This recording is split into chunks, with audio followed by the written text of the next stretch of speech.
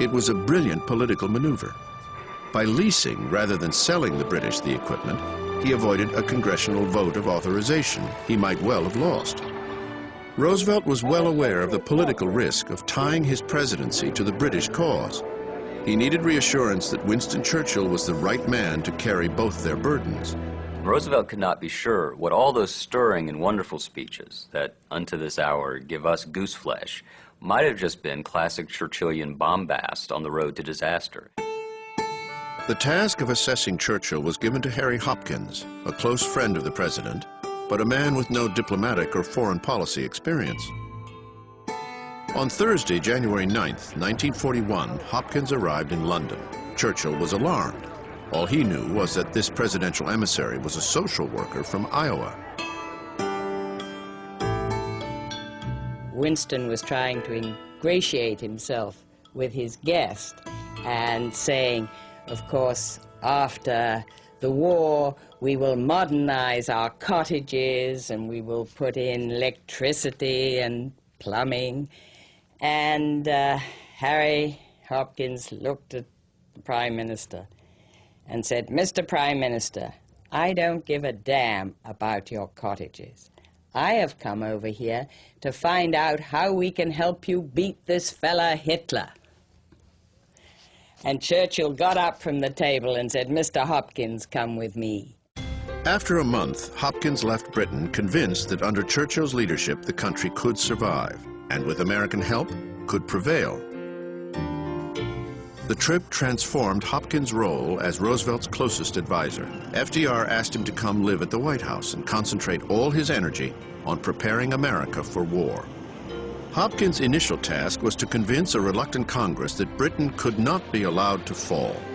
On March 11, 1941, House Resolution 1776 passed. In a White House ceremony that evening, Franklin Roosevelt signed Lend-Lease into law. But this political victory would be tempered by the continued assault on London and by the growing certainty that American boys would eventually be fighting in this war. As the pressures on Roosevelt grew, the president complained he was having trouble sleeping, that his chronic sinus infection had returned. The antidote was an escape from Washington to his beloved retreat along the Hudson River. His home in Hyde Park, New York, was the spot where he could escape the public glare, relax among friends, and drop the deception of mobility that he was convinced was essential to ensure his political viability. No press was allowed. These rare home movies taken by a family friend weren't released until after his death. Increasingly, as the pressures of the war mounted, this place became a world apart, his refuge from the storm.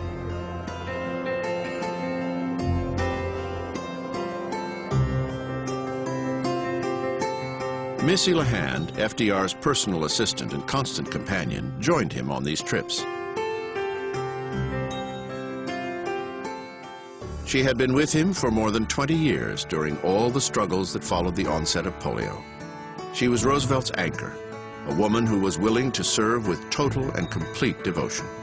She gave him, in a certain sense, the courage to keep going on when he was struggling to learn to walk again. It was she who watched him as he tried unsuccessfully to walk across a room with the sweat coming down from his face. And when Eleanor was out doing his political duties, Missy was really the companion who'd been with him. On the evening of June 4th, 1941, she was at Roosevelt's side in the White House.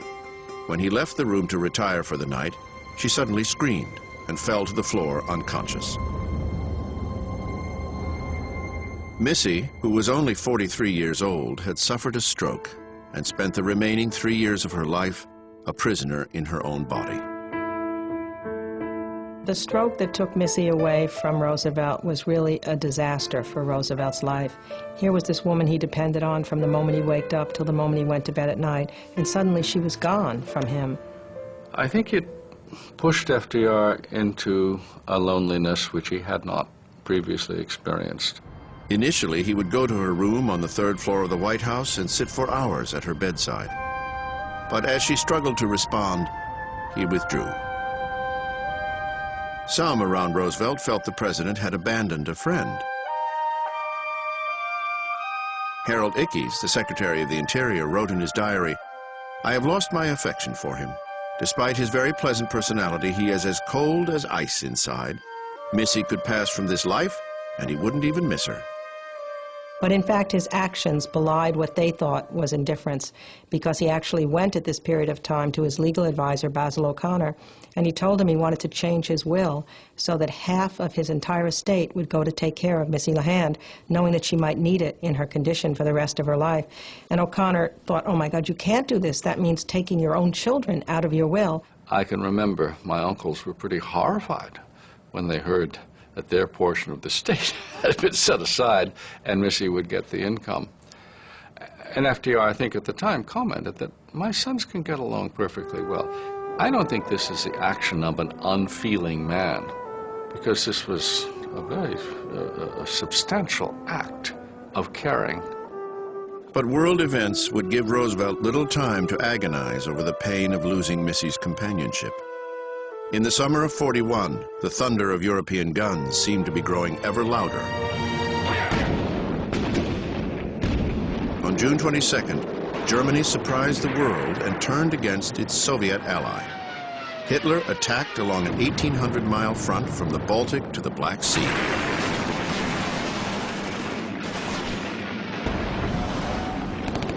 In just 1 week, the Germans took 150,000 Russian prisoners, destroyed 1,200 tanks, and within a month, Hitler's forces were within sight of Leningrad and the Soviet capital.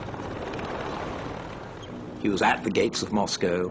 He had tremendous power, and if the Soviet Union were defeated, then he would have a tremendous army which could be flung back against Britain, and he would also have extra raw material resources. He'd have the oil of Romania at Ploiești, he'd have the oil of the Soviet Caucasus at Grozny, what's now Chechnya.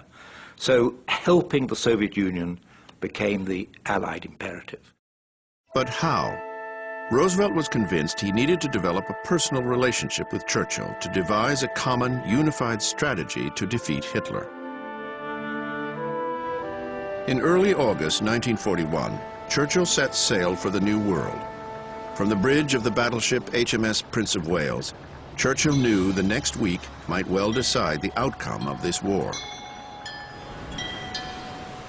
Churchill always believed, if only I can get to know him, if I can somehow find out who he is and what makes him tick, then we can have a real relationship. So this trip over was really a moment of great excitement, probably some apprehension, but Churchill's enthusiasm at meeting Roosevelt was intense. Sailing on the USS Augusta, Roosevelt traveled north through U-boat-infested waters towards his rendezvous point with Churchill at Placentia Bay, Newfoundland. Roosevelt had long been the architect of his own foreign policy. Now he was heading towards the conference without even notifying Cordell Hull, his Secretary of State. It would not be the first or last slight he would hand his most senior cabinet officer. On August 9, 1941, Roosevelt and Churchill finally met face to face. For 3 days, the leaders alternated meetings aboard the two warships. He was very struck by Roosevelt's courage and fortitude. The fact that Roosevelt made such an effort, I mean an incredible physical effort to go from ship to ship and to even stand unaided on the quarterdeck at the meeting. It meant a lot to Churchill. The conference produced the first joint declaration of the war. Churchill, so determined to ingratiate himself with his new ally, reluctantly signed what became known as the Atlantic Charter, a document that promised liberation for nations struggling under the yoke of Western colonialism. It was a direct attack on the British Empire. The British almost gagged. I mean, they just thought it was all a bunch of nonsense and hoopla and silliness, and they needed tanks, they needed planes, they needed soldiers, and there's Roosevelt talking about freedoms and democracy and all these abstractions. The Prime Minister reluctantly went along, rationalizing that without American help, there would be no empire to defend. On August 10th, Churchill